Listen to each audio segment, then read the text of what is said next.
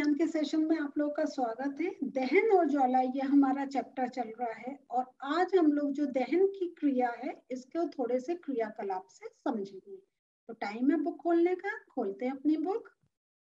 बच्चों, सबसे पहले हम लोग आज का जो पहला क्रियाकलाप है उसे देखते हैं। इसमें हम लोगों ने विभिन्न वस्तुएं ली हैं, जैसे स्ट्रॉ लिया है, माचिस की तीलियां हैं, मिट्टी का तेल है। तो हमने इस प्रकार विभिन्न हम लोगों ने वस्तुएं ली हैं और ये जो आपका एक क्रियाकलाप है ये आप घर पर भी कर सकते हैं, लेकिन जरूर किसी बड़े की निगरानी में।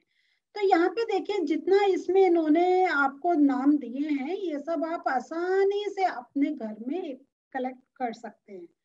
अब इनको जब हमने अगर हमें एनालाइज से इस एक्सपेरिमेंट में ये करना है कि ये हम दाहे की कैटेगरी में रखेंगे या अदाहे की कैटेगरी में रखेंगे। तो दाहे याद है हम लोगों ने इससे पहले वाले सेशन में पढ़ा था, बिल्कुल ठीक, जो वस्तु जल सकती है। तो अदाहे क्या होगा? जो वस्तु नहीं जल सकती है। तो यहाँ पे सिंपल हमें ये कुछ अपने चीजें पदार्थ इकट्ठा करने और इसके साथ साथ हमें बस ये चेक करना है कि दाहे की कैटेगरी में आएंगे या अदाहे की, जो नहीं जल सकते हैं। तो यहाँ देख रहे हैं कि मैंने ये आपको मार्क कर दिया है और मैंने नोट्स में भी आपको लिस्ट दे दूंगी। तो लकड़ी जो है ये दाहे कैटेगरी में है, कागज ये भी दाहे जल सकता है, लोहे की कीलें ये नहीं जल सकती। हाँ, लोहा को हम बहुत गर्म करना पड़ता है, तब उसमें कुछ हम उसको रेड हॉट करते हैं, लेकिन हम अगर दाहे के वो अपना ऐसे बर्न हो सकता है तो हम उसको उस कैटेगरी में नहीं रखेंगे, हम अदाहे की कैटेगरी में रखेंगे। मिट्टी का तेल ये बर्न होता है ना। और एक मिट्टी का तेल जब हम किसी चीज पर डाल देते हैं, हम उसको फ्लेम दे, उसको माचिस की तीली लगाएं तो चीज जल जाती है। पत्थर का टुकड़ा ये अदाहे की कैटेगरी में आएगा। स्ट्रॉ किसकी बनी होती है? प्लास्टिक की। और हमारे पेपर स्ट्रॉ भी होता है, प्लास्टिक भी बर्न होता है। हम कहते हैं ना प्लास्टिक जलने की स्मेल आ रही है, प्लास्टिक जलना, तो ये भी दाहे की कैटेगरी में आएगा। कास्ट कोयला ये भी दाहे है। माचिस की तीलियां ये भी दाहे की कैटेगरी में। और कांच ये नहीं बर्न होता, इसको अदाहे की कैटेगरी में रखा है। कांच जरूर वो बहुत हम जब बर्न करके उसकी शेप चेंज कर देते हैं, लेकिन अगर हम अगर हम एक सिंपल माचिस की तीली डाल के या कुछ डाल के कांच को अगर हम जलाना चाहें तो वो नहीं जल सकता।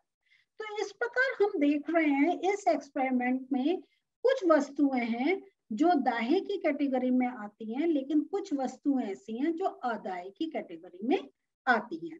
तो ये तो अभी यहाँ पे कुछ नाम है, आप चाहें तो अपने आसपास की चीजों को देखकर आप उनको कैटेगराइज कर सकते हैं, कौन दाहे कैटेगरी में, कौन अदाहे कैटेगरी में आता है।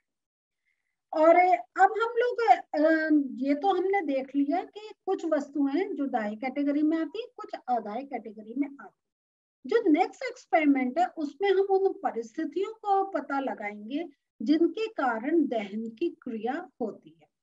तो उसमें क्या करा है, उसमें एक एक्सपेरिमेंट करा है, इसको मैं आपको यहाँ से पिक्चर के हेल्प से समझाती हूँ कि इन्होंने कैंडल ली है, उस कैंडल को एक किसी बेस पर रखा है और वो जो कैंडल को हमने चिमनी से ढक दिया है। लेकिन जो पहला जो आपका सेटअप है उसमें जो चिमनी इस प्रकार रखी गई है कि जो कैंडल को नीचे से भी हवा मिले, वायु मिले और ऊपर से भी।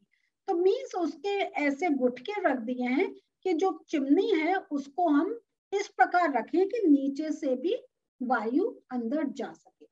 दूसरा जो हमारा सेटिंग है उसमें क्या करा है, ये जो हमने गुटके रखे थे इनको हटा दिया, तो जो हमने बेस बनाया था उस पर हमने सीधे चिमनी रख दी और नेचुरली कैंडल भी अंदर रखी हुई है। यहाँ पे ये सेटिंग हो गई। तीसरी सेटिंग में क्या करा है कि हमने जो ये दूसरा था इसके सेटिंग में क्या करा, यहाँ जो चिमनी ऊपर से खुली हुई थी ये ऊपर से भी बंद कर दी। तो जो हम तीन सेटिंग देख रहे हैं तो इसमें क्या हो रहा है, वायु नीचे से भी जा रही है ऊपर से भी जा रही है, यहाँ पे देख रहे हैं वायु नीचे से नहीं जा रही है, बस ऊपर से जा रही है। और तीसरी सेटिंग में क्या देख रहे हैं, ना तो वायु नीचे से जा रही है ना ऊपर से जा पा रही है। तो यहाँ अब ये हम क्या देखते हैं, जब ये 3 सेटिंग हमने करी इस प्रकार, तो पहली जो हमारी सेटिंग थी इसमें हमारी कैंडल जलती रही। दूसरी जो सेटिंग थी इसमें क्या हुआ, ये थोड़ा सा हिल, जो ज्वाला थी वो थोड़ी सी एक कंपन करके बुझ गई। तीसरी में वो कैंडल एकदम ही बुझ गई, वो नहीं जली। तो यहाँ हम देखते हैं कि जब तक इसको दोनों तरफ से वायु मिल रही थी तो हमारा दहन की क्रिया चल रही थी। जब वायु के पहुंचने में अवरोध हुआ तो कैंडल बुझने लग गई, और तीसरे कंडीशन में जब बिल्कुल वायु उसको मिल ही नहीं रही थी तो एकदम ही वो बुझ गई, वो नहीं जली। तो यहाँ जो एक्सपेरिमेंट है इससे हमें ये पता चलता है कि दहन की क्रिया में हमें एक वायु की आवश्यकता होती है। और दूसरे वे में कहें तो वायु की प्रेजेंस के कारण ही दहन की क्रिया होती है। तो यह अब है, तो एक तो हमने जो अभी एक एक्सपेरिमेंट देखा उसमें हमने देखा था कुछ वस्तुएं दाह्य कैटेगरी में, कुछ अदाह्य कैटेगरी में। और अब जो हम देख रहे हैं इसमें अब हम देख रहे हैं कि जो दाह्य है वो तभी एक बर्न हो सकता है, जो वस्तुएं एक बर्न हो सकती हैं वो तभी बर्न हो सकती हैं जब उनको प्रॉपर वायु प्राप्त हो। तो ये 2 एक्सपेरिमेंट से हमें समझ में आया। तीसरा जो एक्सपेरिमेंट है उसमें क्या करा है इन्होंने कि लकड़ी का कोयला लिया और इसका जलता हुआ कोयला, और इसको हमने किसी लोहे के बेस पर रखा कि जो जिस पर रख रहे हैं वो चीज नहीं जले। क्लियर हुआ? और फिर हम लोग क्या करते हैं, इसको किसी जार से, या अगर कहें तो कोई ट्रांसपेरेंट, अगर कोई प्लास्टिक है, ट्रांसपेरेंट प्लास्टिक इसलिए कह रहे हैं क्योंकि हमें अंदर क्या हो रहा है ये पता चल सके। तो जब हम इसको किसी पारदर्शक प्लास्टिक जार से जब हम इसको ढक देते हैं, हम देखते हैं थोड़ी देर में जो कोयला है वो जलना बंद हो जाता है। तो ये जो है इसका कारण अब आप बता सकते हैं कि कोयला क्यों जलना बंद हुआ? क्योंकि हमने जो वायु का जो सप्लाई थी उसको रोक दिया। तो एक तो हमने कैंडल का एग्जाम्पल देखा कि जब वायु की सप्लाई रोकी कैंडल जलना बंद हो गई। दूसरा जो दहता हुआ कोयला था वो भी जलना बंद हो गया। तो अब हमें ये कंफर्म हो गया कि किसी चीज को बर्न करने के लिए एक वायु की आवश्यकता होती है। और अगर अब हमें कोई जलती हुई चीज को बुझाना है तो हमें वायु का जो उसको एक सप्लाई मिल रही है उसमें हमें एक अवरोध शुरू कर देना है, हमें वो जो एक वायु की सप्लाई है उसे रोकना है। तो इस कारण ही क्या होता है कि जब कोई एक चीज जल रही होती है या कोई मनुष्य ऐसे किसी आग की लपटों में घिरा हुआ होता है, उसको वो जैसे कहीं आग लग गई है और हमें उसको उस आग से बचाना है, तो हम लोग क्या करते हैं, उसको हम एक मोटे कंबल से लपेट देते हैं। तो मोटा कंबल देखें तो मोटे कंबल का अर्थ हमको सबसे पहले तो हम कंबल को समझे। कंबल को हम क्यों लपेटते हैं कंबल से? बिल्कुल ठीक, कि हम जो वायु जो उस व्यक्ति को मिल रही है उस वायु को हमें रोकना है, क्योंकि वायु नहीं मिलेगी तो वो जो बर्निंग एक प्रोसेस चल रहा है वो रुक जाए। मोटा इसलिए लेते हैं कि वो कंबल अगर पतला होगा तो वो खुद भी जल जाएगा, तो और उसमें वो नुकसान पहुंच सकता है। तो मोटा इसलिए लेते हैं कि वो एक खुद नहीं जले और ऊपर से बिल्कुल ही थोड़ी भी अगर वायु अंदर जा रही है उसको भी रोक सके, इसलिए। और इस चक्कर इसलिए हम एक मोटा कंबल चारों तरफ उस व्यक्ति के लपेट देते हैं और वायु की सप्लाई रोककर उस व्यक्ति का हम बचाने की कोशिश करते हैं। तो ये आप भी देखें कि हम कहीं भी अगर ऐसे आग होती है तो हम ऐसी मोटी मोटी और भी विभिन्न तरीके हैं जिनसे हम आग बुझाने की क्रिया करते हैं, जो वो हम आने वाले सेशंस में और समझेंगे। लेकिन यहाँ पर अब आपको पता चल गया कि कोई चीज अगर हमें बर्न करनी है तो हमें वायु सप्लाई देनी है।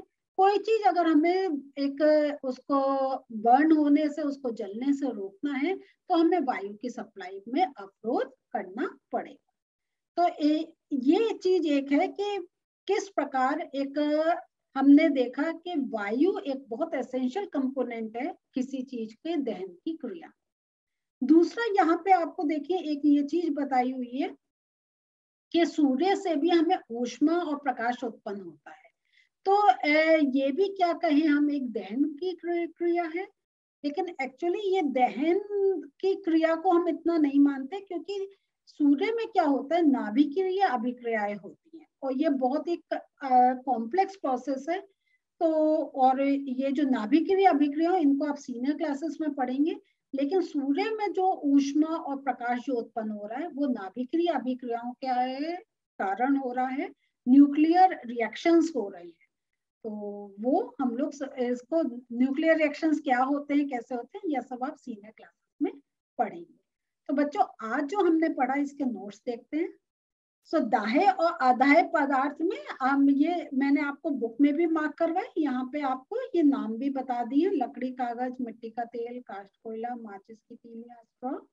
अदाह्य पदार्थ में लोहे की कीलें, पत्थर का टुकड़ा, कांच, ये हमने अदाह्य कैटेगरी में रखे। तो बच्चों आज के सेशन में हमने समझा कि किस प्रकार जो हमारे दो विभिन्न प्रकार के पदार्थ होते हैं, दाह्य और अदाह्य, लेकिन उसके साथ साथ हमने ये भी देखा कि कैसे वायु की सप्लाई एक किसी चीज को बर्न होने में एक हेल्पफुल होती है, और वही वायु नहीं मिले तो कोई चीज बर्न होने से रुक सकती है।